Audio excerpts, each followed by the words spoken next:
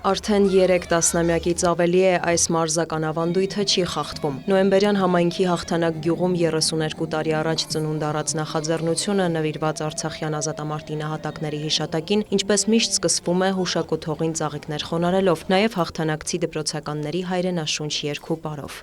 Ավելի քան 28 տարի մենք ենք հովանավորում։ Ի սկզբանե Հաղթանակ գյուղի 4 զոհված ազատամարտիկների հիշատակին նվիրված հուշամրցաշար էր, հետո եղավ քառօրյա պատերազմը 2016-ի, հետո եղավ 44-օրյա պատերազմը 2020-ի, եւ մենք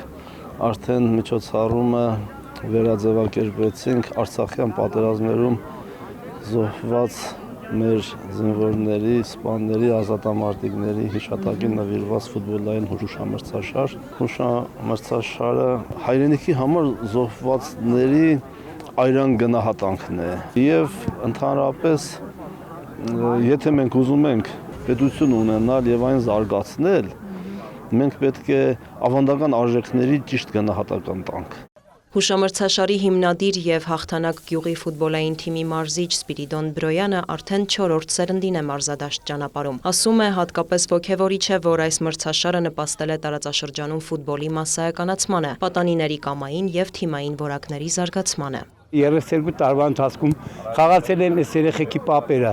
հայրերը, հմ երեխեքն են խաղում։ Իմ նպատակը նա եղել, որովհետեւ սահմանամերձ գոտուց երեխեքին հանեմ, բերեմ մարզադաշտ, որովհետեւ զբաղվեն ֆուտբոլով եւ ռազմահայրենասերական ոգով տրամադրվեն եւ գնան բանակ։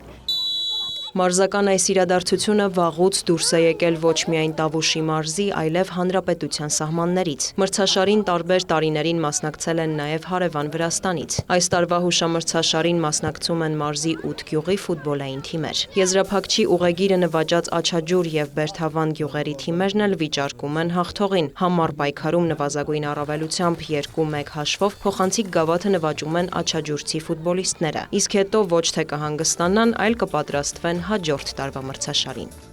Դիանա Գասպարյան, Գայանեթ Համամյան, Վահեթ Համամյան, լուրեր։